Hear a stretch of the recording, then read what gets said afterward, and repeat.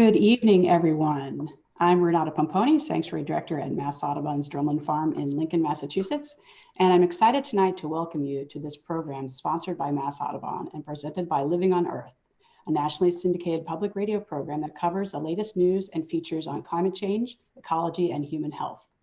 Good Reads on Earth is their wonderful new series, sitting down with authors of some of the best new books about the natural world and the environmental challenges and solutions we face.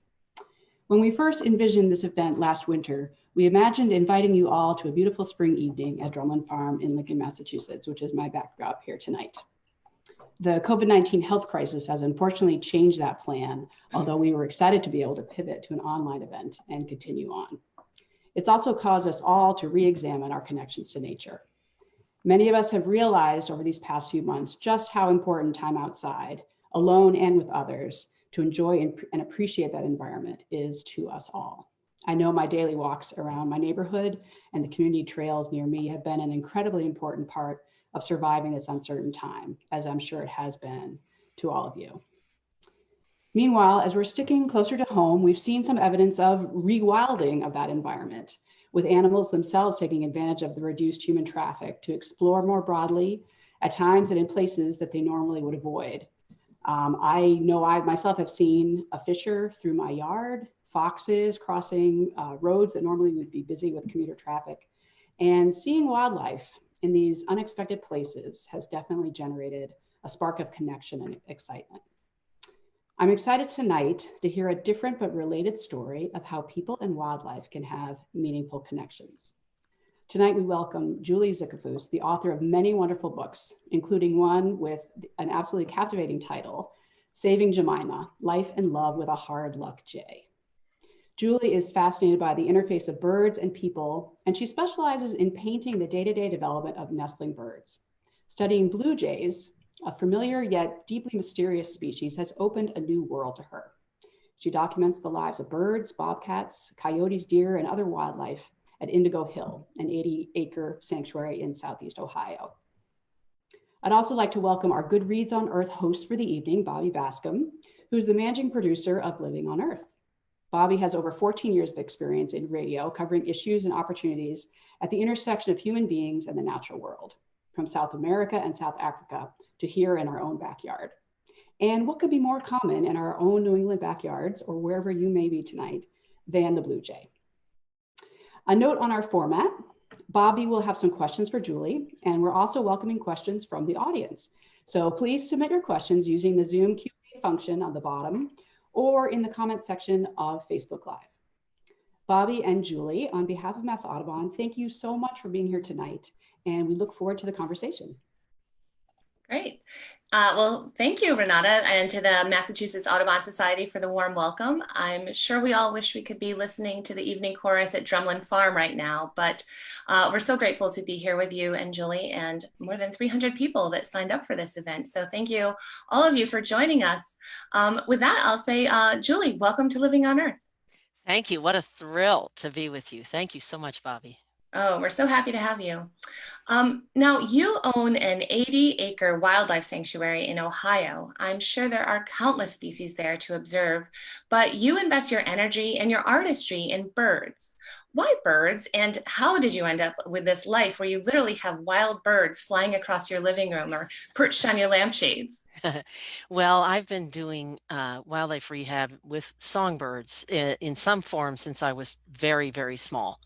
I grew up in Richmond, Virginia, and my next door neighbor had 17 free roaming cats. And so I was finding broken and orphaned baby birds all the time, and I couldn't walk by, I had to help them. In my first bit of activism as a child, I convinced her to get them all spayed and neutered and keep them indoors. At the age of 8, I had her convinced with that. I gave her Humane Society leaflets about all the cats that get put to sleep. So that was my first sort of foray into activism and conservation in a hands-on way. So that's what started it. And then I have been doing rehab as a federal and state licensed rehabber since about 1981. Officially. So in every state that I've lived in. I'm not a high volume rehabber at all. I'm a boutique rehabber.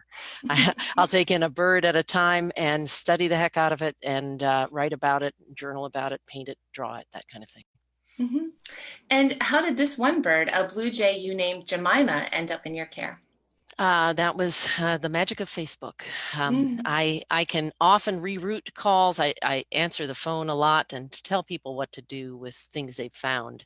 Um, but this one was only about 10 miles away from me, and it was a blue jay. And the woman sent me a picture of it on Facebook, and I thought, "Oh, I'm doomed." So I had to try it because I'd never raised a corvid before, and that was one of my life goals, was to raise a corvid. Mm-hmm. And as you describe it, she really became like part of your family. I mean, she pestered your dog and she developed a really special bond with your daughter. Can you describe some of those relationships that developed? Yes, well, I should preface this by saying that wildlife rehabilitators do everything they can not to turn birds into pets, and that was certainly not my goal here. I have right now a song sparrow in a fledging tent in my garage, and that bird is fed and left alone. That's how you're supposed to do it. The problem with a corvid is that they are extremely social. Mm. And without social interaction with something or someone, they languish. And Jemima wouldn't eat unless we were around. So she grew up in the house, unlike all the other birds that I raise. So it was quite a different situation. We decided, I tried to get her a blue jay companion so that she would, you know, identify more as being a blue jay, but the one I got didn't work out. It wasn't healthy. So it was us. We were her family, however imperfect and big and lumpy and non-feathered, and it worked out actually really well. And I talk a lot about that in the book, about why it worked. She had a wonderful relationship with my daughter. My daughter was the source of music, and this bird really enjoyed music, and she would peck my daughter's iPhone asking for another tune. It was pretty crazy. And my son Liam is an artist, and she would sit with him as he drew and sort through his pencils and markers and carry some of them off sometimes. Mhm. So we each had a different relationship with her. Mm. And she had a specific song that she would request or that she would sing with your daughter, right? Yes, yes, it was Barcelona by Ed Sheeran. And that was just a song that got her going. She liked the beat. And when the crescendo came, she'd flap her wings and screech really loudly. It's pretty great. And you have these really lovely drawings or paintings in your book of her pecking at your dog's ears, and he looks like such a patient soul to He put up was with that. He was one of the best dogs ever on earth. Yes, very much Mm, so. And he was taught from the time he was a tiny puppy to leave birds alone and to be gentle with them. And that bird provoked him to the ends of the earth, and he never struck out at her. He mm, barked at her once when she kept getting in between his front paws, but no, he was great. He really was. mm, Yeah. mm. And so, how did you avoid the problem of imprinting? I mean, as you said, your goal was to release Jemima into the wild. You didn't want her thinking that she was a bird, or Right, you right. didn't want her thinking she was a person. She You was a do want her thinking she's human. a bird. Exactly, yes. Well, one of the neat things that happens in bird development is that early on they hear, even in the egg, they hear the voices of their parents, and they imprint on those voices, and those voices are encoded in their DNA. So that's what makes sense to them, is those sounds. So what I did was, as we were raising her, I kept her in the kitchen and I kept the windows cranked open, so through the screen she could hear the blue jays that were coming in to the peanuts I put on the deck railing. She could also see them, and she was raptly attentive anytime there were blue jays present. So I knew she was a jay. And then, as soon as I could, I got her out to the fledging tent, which is open to air, and so she could see other blue jays and hear them. And it was very important to maintain visual and auditory contact with blue jays, I think. But the truth is that these birds come to us knowing who they are, and it's our job as rehabbers to release them on time. And in a blue jay, that is right around day 38 to day 40. That's when they start picking up all their own food, and they're able to feed themselves with subsidy. And that's when their social bonds begin to form. So you've got to let them go in time. You can't hold on to them too long. Mm-hmm. Were you tempted to hold on to her longer, or had you had enough of a wild bird flying around your home? I am never tempted. I'm so ready to kick them out the door by the time that they're finally feeding themselves. The song sparrow I'm raising right now is 27 days old, and I keep going back to the literature to find out when they start, when they're independent. And I've got 3 more days, and I can't wait. Really, my goal is always to release, always. Yeah. Well, tell me about some of the challenges of having a wild bird flying around your home. I mean, it's not every day that people do that. Yeah, it is very challenging, and especially a blue jay, because they mess with everything, and they steal things, and they hide things, and they cache food like watermelon in your couch cushions. So you don't want that. And so what we did was we would do timeouts when she was just driving us all nuts and pestering the dog unmercifully. We would time her out and take her out to the garage and put her in the tent and just say, we can't do this anymore. And so we after she was released, we spent a great deal of time outdoors with her to sort of transition her, but it was really seamless. She went right back, and she had bonded with a wild blue jay by mid-August, and we released her in June. So that was really neat to see. And so, as you mentioned, you did successfully release her into the wild, but it wasn't exactly smooth sailing. What happened with her once you did release her? Yeah, well, the whole reason I had her is that she was on the ground and sick when she was found, and she had been left all day. I am of the belief that birds will kick babies out of the nest that are not quite right. I see it over and over where, you get this baby bird and it comes in and you're trying to rescue it and save it, but there's just something off about it. I once tried to raise a Carolina wren that was the last to fledge from its nest, and the parents had left it behind. And I found out when I set into raising it that it had a tremor, and which was then diagnosed as a brain tumor. So it was heartbreaking, but the parents know. The parents just know when a bird is not right. So I think what had happened is she was ill. The parents knew that. They were like, not going to waste any time on this one. And so she came to me sick, and I didn't know it until the illness blossomed after her release, with the stress of release and being out in the wild. So then I was faced with having to medicate a free-flying wild bird, which was very interesting. And how did you do that? I did that by training her to come into food and water dishes. I medicated her water with this Tylan, which is an antibiotic that is effective against Mycoplasma gallinae, which is the disease organism that she had. It's often called house finch disease. And so I medicated her water. I sweetened it with stevia so she wouldn't taste the bitterness. And then I also medicated her food. And we kept that bond going, and I kept her coming in for food and water, many times a day. And I kept that up for 3 unbelievably stressful weeks where she's flying free, and I'm just hoping that she keeps coming in. But it worked. And she did keep coming. You had a She little did. feeder under your windowsill or at your window in your office, from what I understand. Right. And the neat thing about this whole soft release thing is that it requires you to figure out these innovations to cater to the bird and take care of it after it's released, and just make sure that it's supported while it learns how to be a wild bird. So. Yeah. Now, you have rehabilitated more than a dozen different species of birds, but from what I understand, corvids, the family that includes crows and ravens, blue jays like Jemima, they're more intelligent than your average bird. Does that ring true to you after living with both a blue jay and all of these different types of birds? Oh, yes, absolutely. I've actually rehabbed about 25 different species of songbirds, and it's striking how much more involved it is to raise a corvid, because they are so intelligent and so needy of social interaction. So, and that's what makes them fun. That's what makes them really a wild ride to raise. Having said that, there are other birds that really do need a lot of interaction. Mourning doves, for instance, are very tactile creatures, and they want to be on you, with you.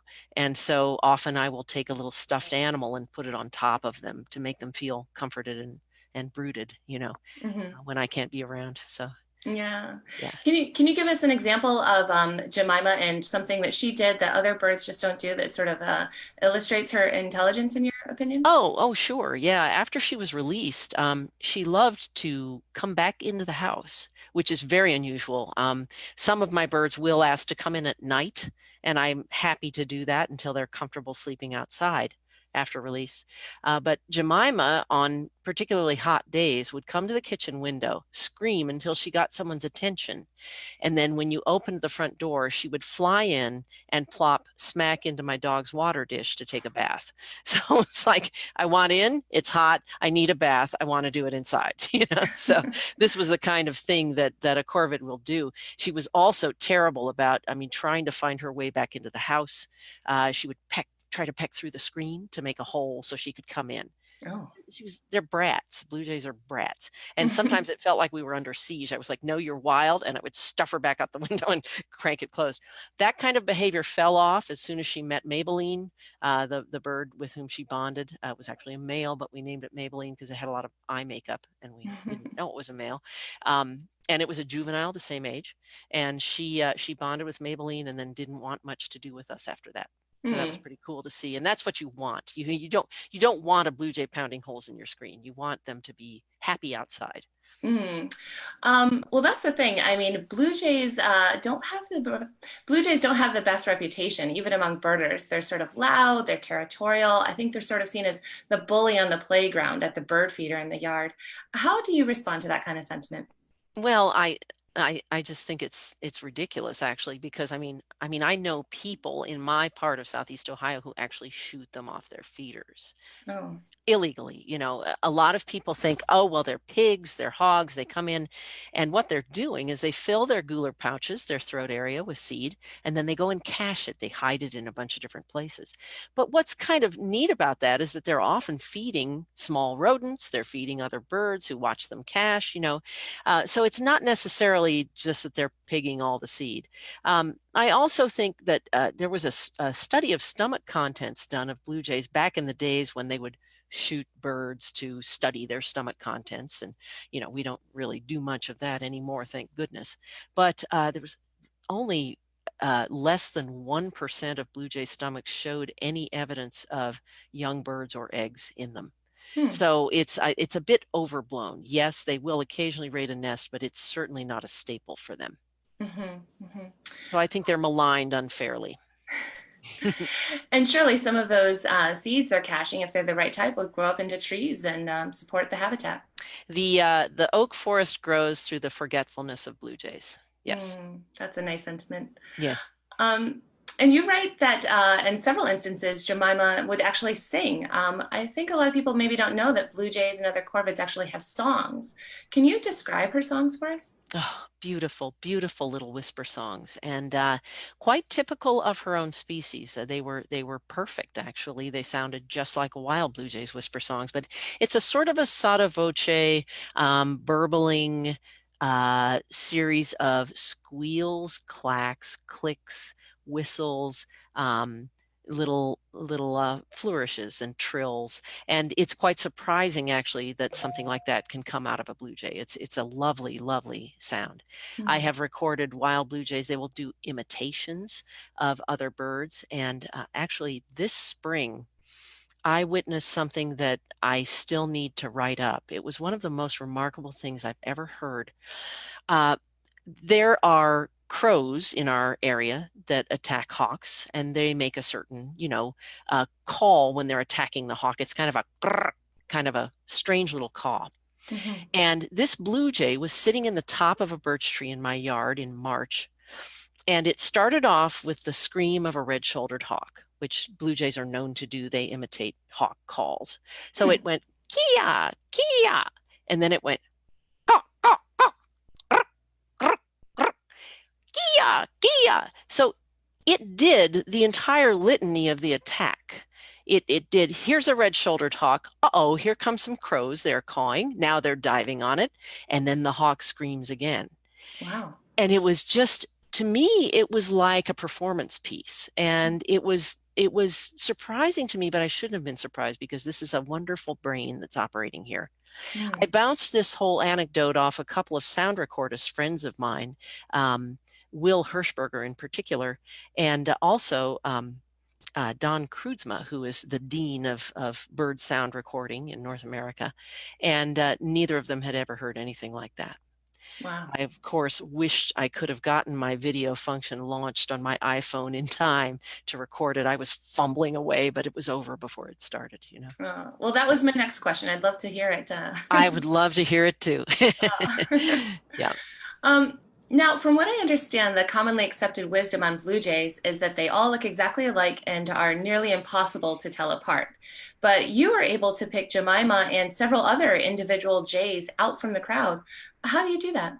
Well, I'm going to preface this by saying that I'm unusually obsessed with blue jays, so this your results might vary, but I do look very closely at them, and my best tool in this is my 300 millimeter lens, camera lens. So what I do is I make mug shots of every jay that comes to my feeders, and I look at them a lot, and I study the little doodads on their faces. They have a lot of markings. They have brow spikes. They have lines behind their eyes. They have a big necklace around their neck. They have a central thing I call the widow's peak, or sometimes they don't. They have different size and color nasal tufts. They have a different ground color to their face. Some are very white, some are grayish. They also have different qualities of blue to their plumage. Some are grayish blue, some are almost entirely gray in the head and shoulders, and some are very, very deep marine blue.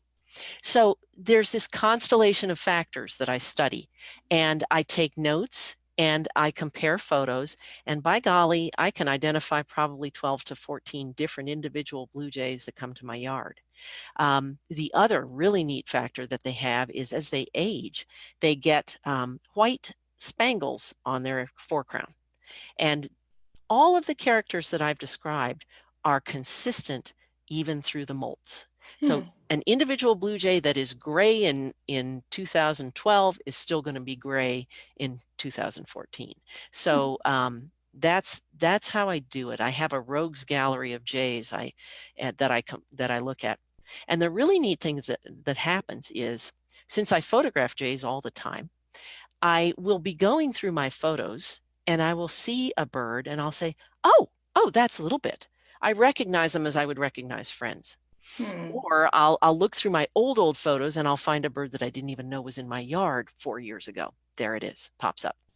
So that's how I do it. And I have a guide at the end of the book, a whole chapter on enjoying blue jays more and how to identify them for yourself, and even a little bunch of blank sketches that you can fill in the markings on.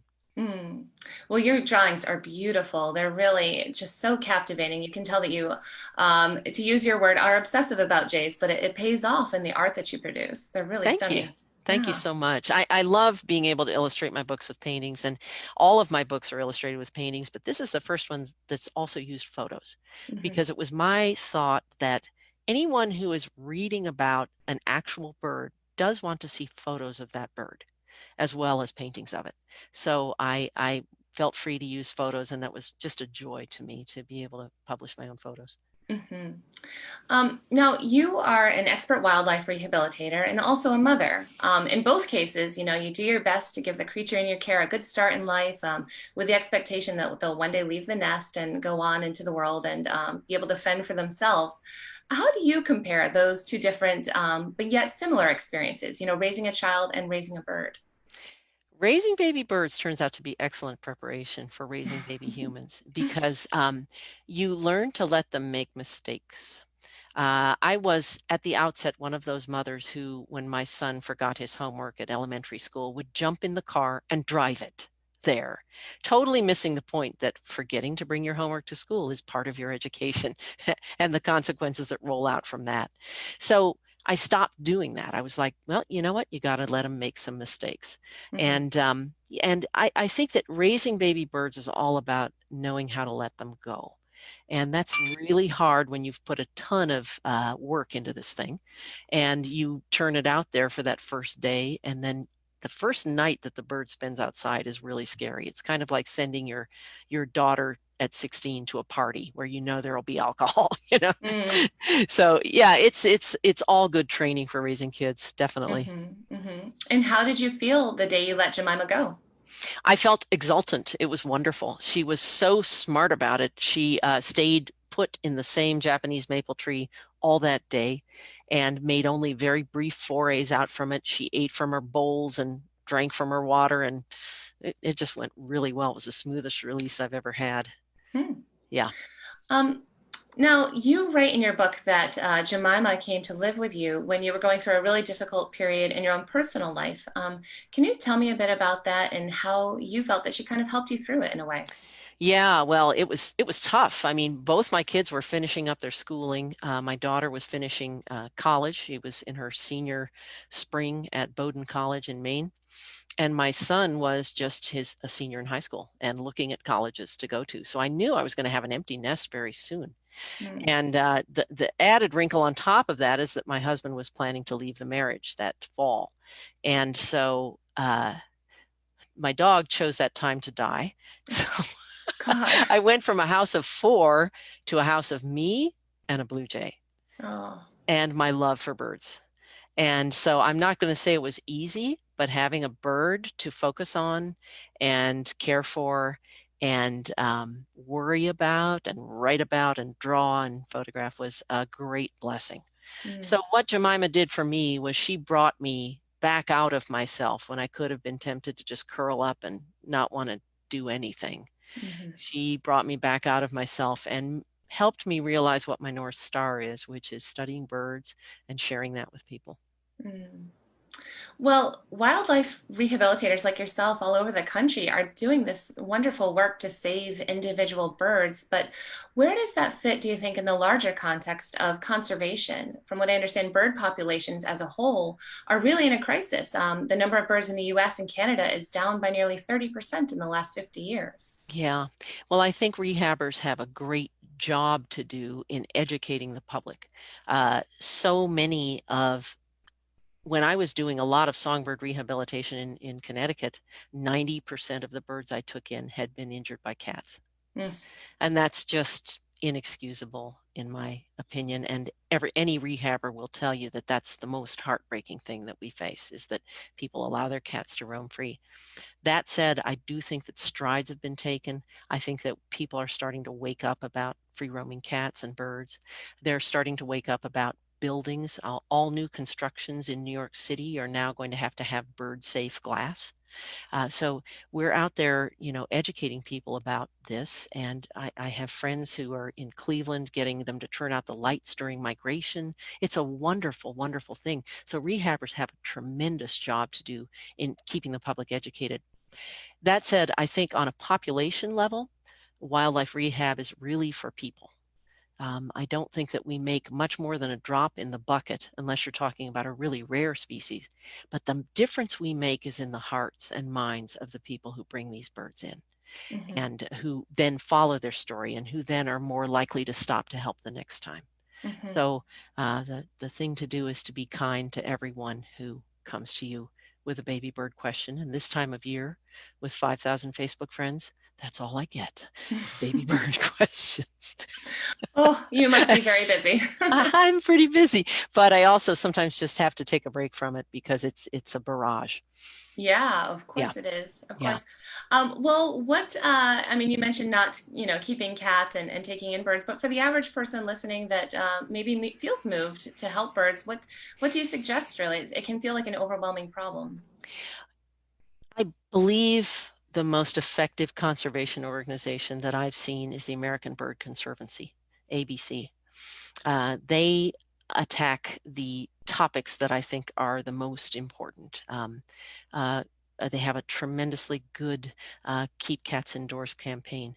They have a wonderful, window awareness, window glass, window strikes awareness program, lights out. They're involved in all of the key issues that affect birds, as well as habitat preservation. So if you have spare money to throw around, I'd throw it toward the American Bird Conservancy. Hmm. And you've written recently that orioles and tanagers, typically birds that stay in the forest, are showing up at bird feeders across the Midwest. What do you think that can tell us about the health of the ecosystem that they're normally living in?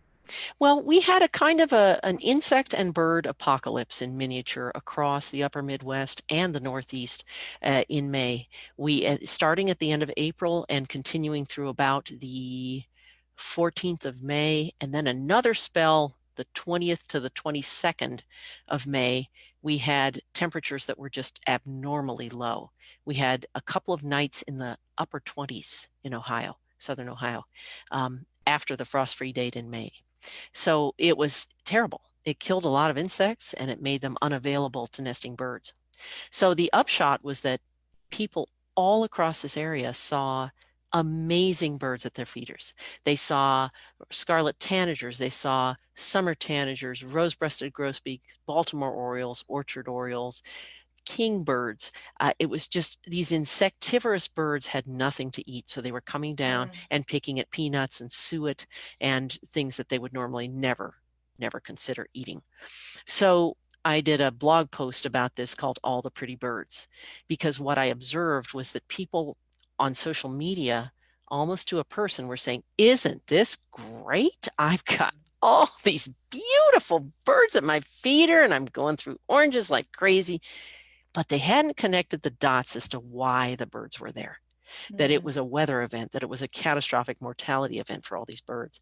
So I wrote this blog post, and as of this recording, it's past 13,000 hits on that one post, All the Pretty Birds, on my blog. Wow. Yeah. Wow. So I felt like I was able to wake up a lot of people, ring their bells, and help them think about the larger scene, which is that insects are in decline, and in this particular cold period, they were not to be found. Gosh, very bittersweet then. Yes. Now, over the course of your time with Jemima, you spent countless hours, as you've described, feeding, observing. You had to consult with veterinarians when she got sick. You took photos of her. What do you feel that you learned as a scientist, as an ornithologist from that experience? Oh, my goodness. I can't even, I mean, I have a whole section of the book called about what I learned from this bird. And I think the thing that really floats to the top for me is that I gained an even greater respect for the things that birds come programmed with, the things that they already know, the self-identity that is so strong in their makeup, even when they're tiny and featherless. They already know they're blue jays, and they do everything they can to get with their own kind, no matter how strange and artificial their upbringing. So the bird knows what it should be and how it should act. And it's our job when we're caring for them to listen to that little voice that is telling you, here's what I need. And you need to rise to that and follow your instincts to do that.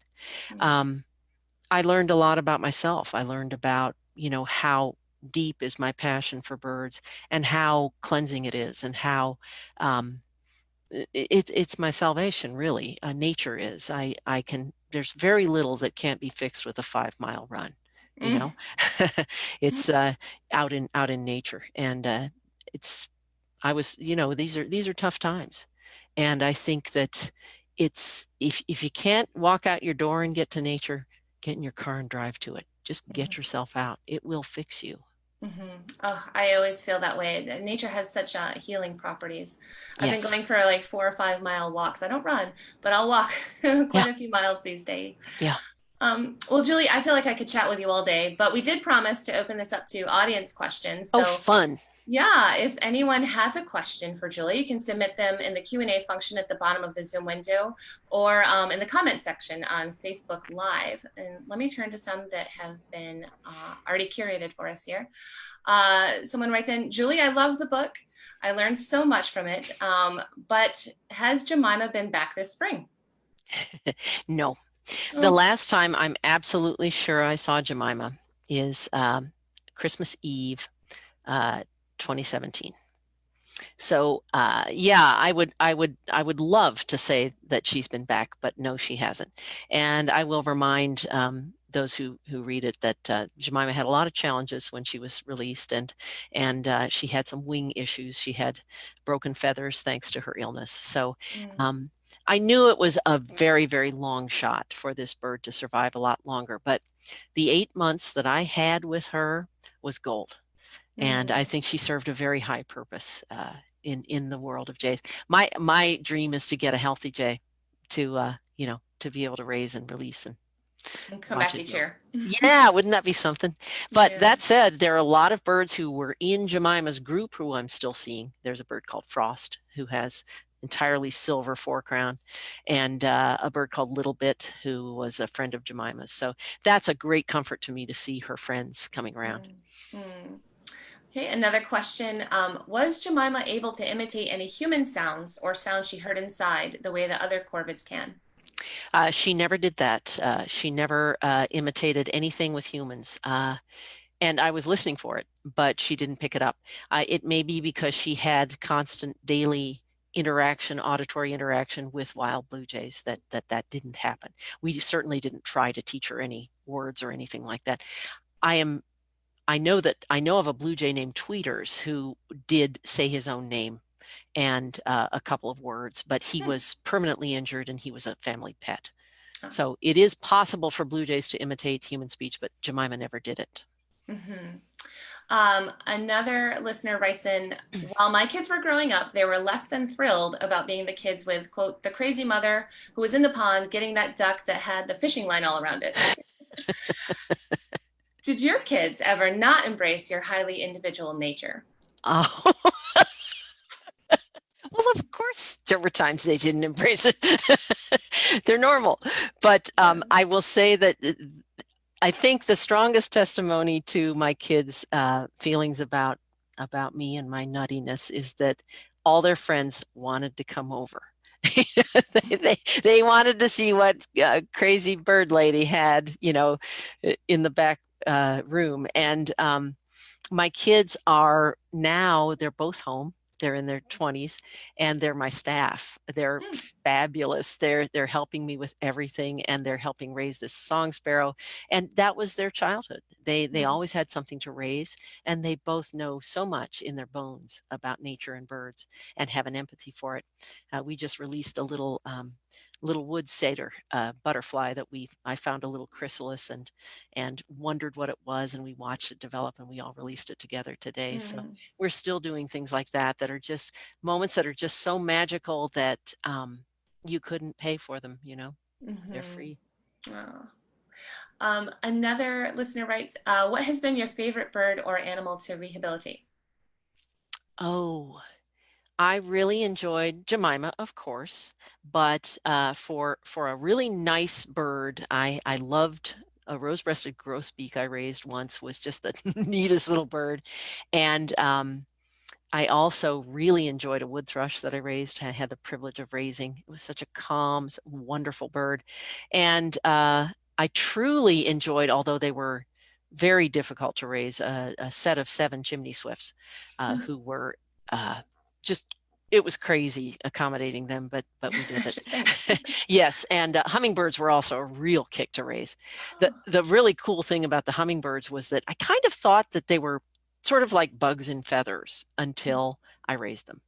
And I realized that they're just as intelligent and inventive and funny and packed with personality as any other bird.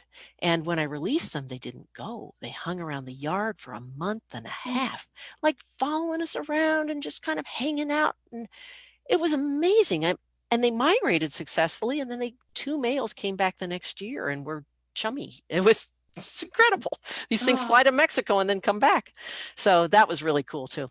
A lot of those stories are told in my book, The Bluebird Effect. And it could have been called The Hummingbirds and Other Birds I've Known, because there's a huge chapter about hummingbirds and raising them.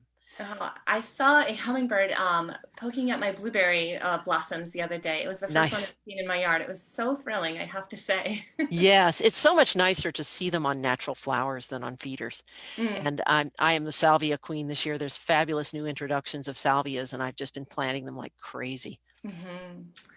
Now, another listener writes, if a sanctuary is not available, what's the best thing to do if a nest with babies is disturbed? If a sanctuary is not available. Yeah. So if you find a nest with babies that maybe has been abandoned, what should you do with them? Well, there are in every state wildlife rehabilitators, and the best thing to do is to Google the name of your town and the words wildlife rehabilitator and see what pops up.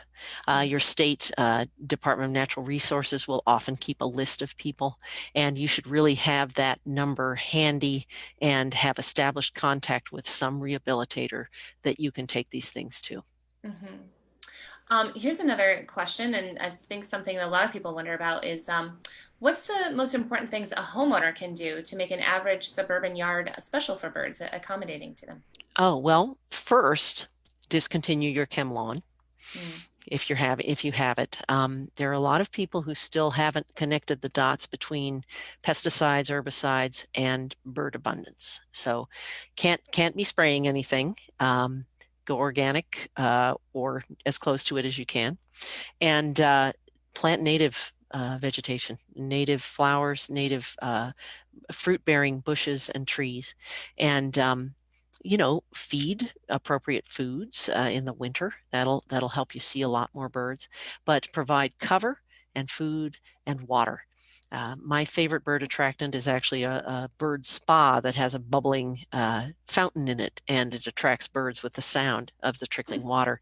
And that's just a great thing. Boy, on those hot July days, when I go out with my scrub brush and my Comet and I go out there and scrub it, the birds actually stack up in the trees over my head, twittering with excitement. As soon as I turn away from the bird bath and it's sparkling clean, they all dive into it.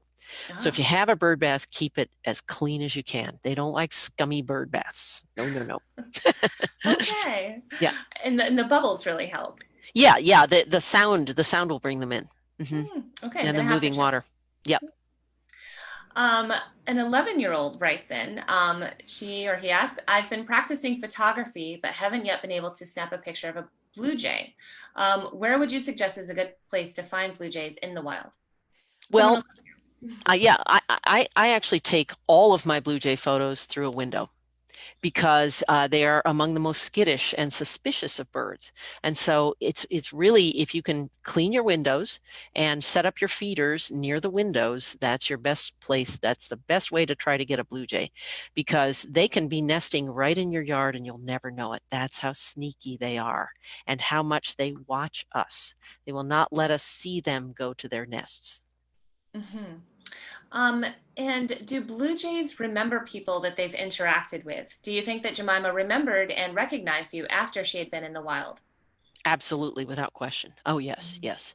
And I think that's true not just of super intelligent blue jays, but of bluebirds and Carolina wrens, and any bird will come to recognize someone who has helped it or fed it or provided something for it. And barn swallows get to know, oh, that's just Julie coming to the car. I'm not going to worry about her, So recent studies have shown that, mockingbirds recognize individual faces. And some researchers who are working with nesting birds actually have to wear masks so that the birds don't associate them with the intrusion of looking into their nests. Mm-hmm.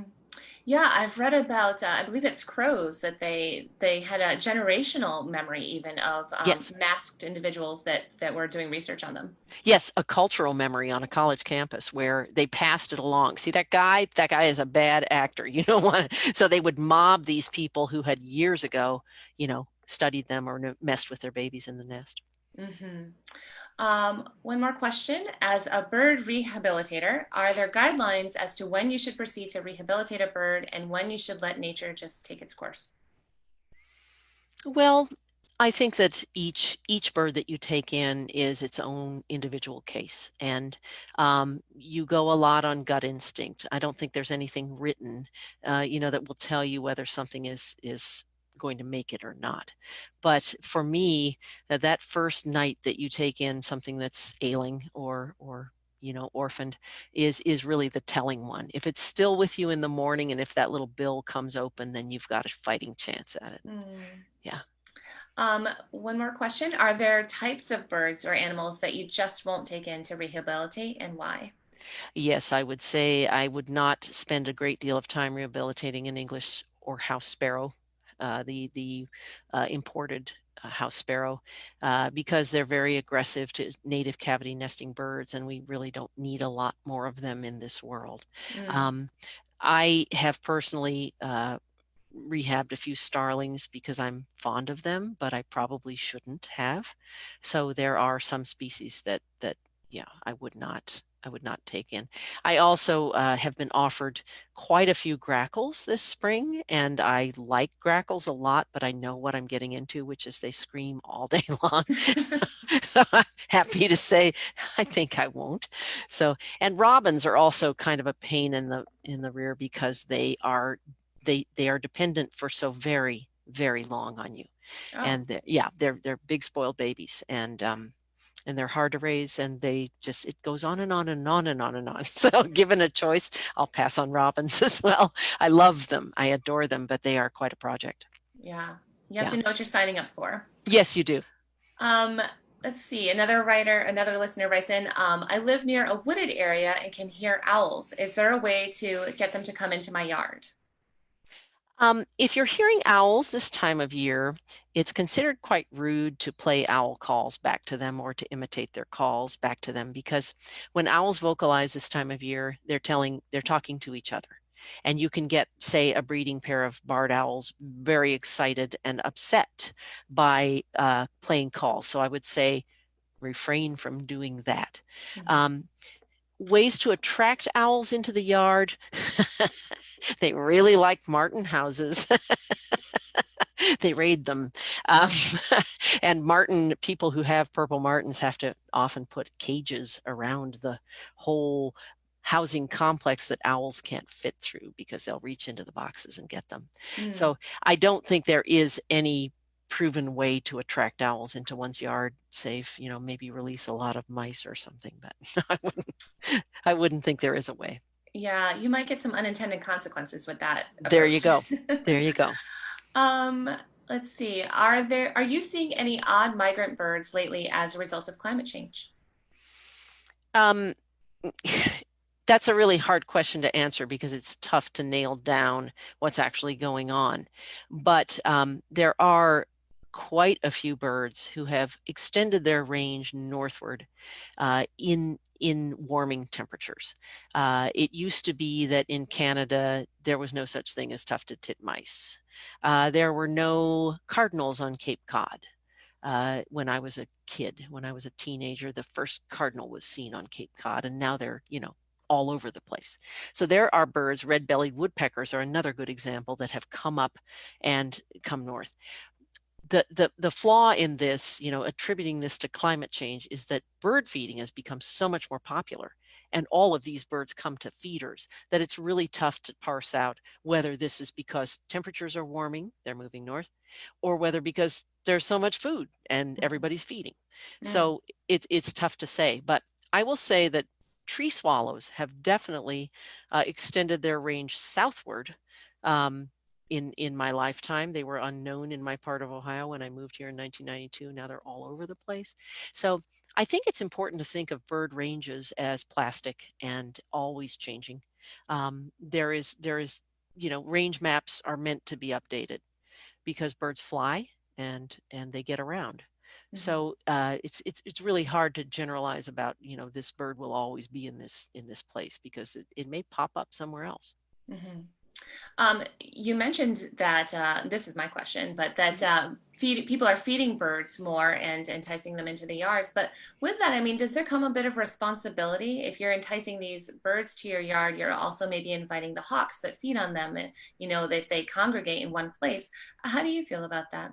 Well, given that sharp-shinned hawks in particular are in big trouble, as far as becoming scarcer and scarcer, I kind of like the idea that we're feeding birds and feeding hawks at the same time. I mean, as someone who likes to watch the whole natural system operating. That said, I think that bird feeding has been great for Cooper's hawks, which is the larger version of the sharp-shinned hawk.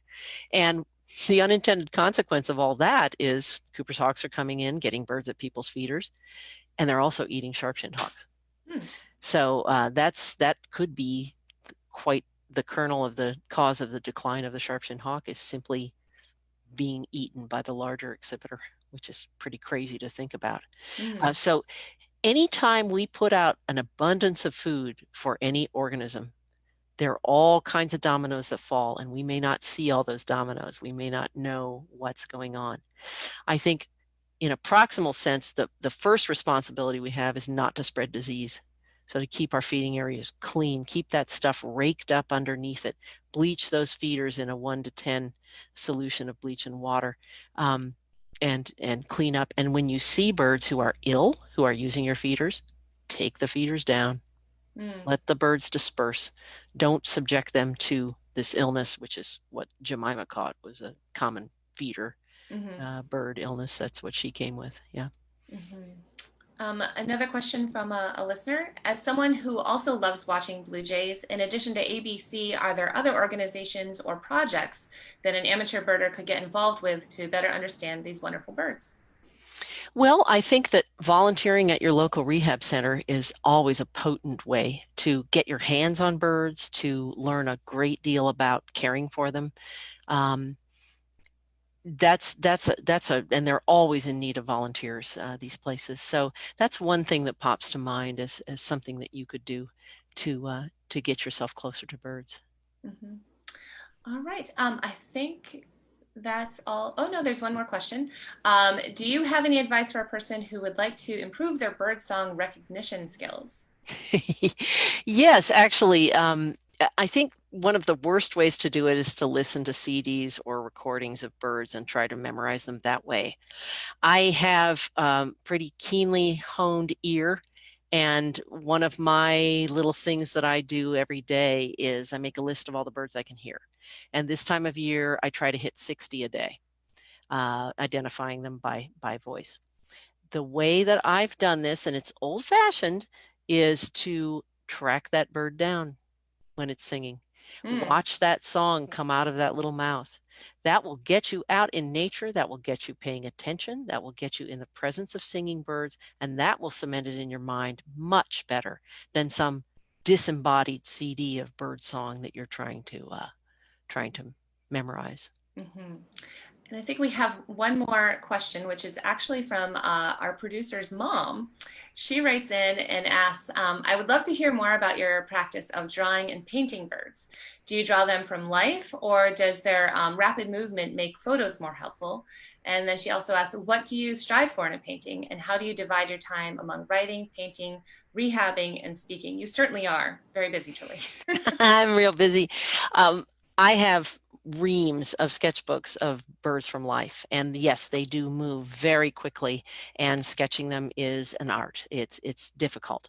That said, when I do bird illustration, I often rely on photographs for things that I can't go out and see, but I do go back to my life sketches, and I have an ancient Xerox copy machine that I blow up and reduce my life sketches on to use for poses. As far as dividing my time with painting and writing, I have a very linear brain, and I can write or I can paint and draw. I can't do them both at the same time. So I often have a tremendous grinding of gears that happens when I'm writing a book and then I have to illustrate it. I have to switch from the writing gear into the painting and drawing gear, and it's very difficult for me. So I'm right now sort of struggling with that shift of gears as we speak. With a big job, I have to illustrate. So yeah, I think it calls on different parts of your brain, and I love to live in the writing brain. I could write hanging by one toe from the ceiling. But painting, I have a tough time getting myself happy enough to start. Yeah, it's quite an endeavor. Yes. Another listener writes in, what's your takeaway lesson from working with wildlife? That's a big question. My takeaway lesson from working with wildlife. I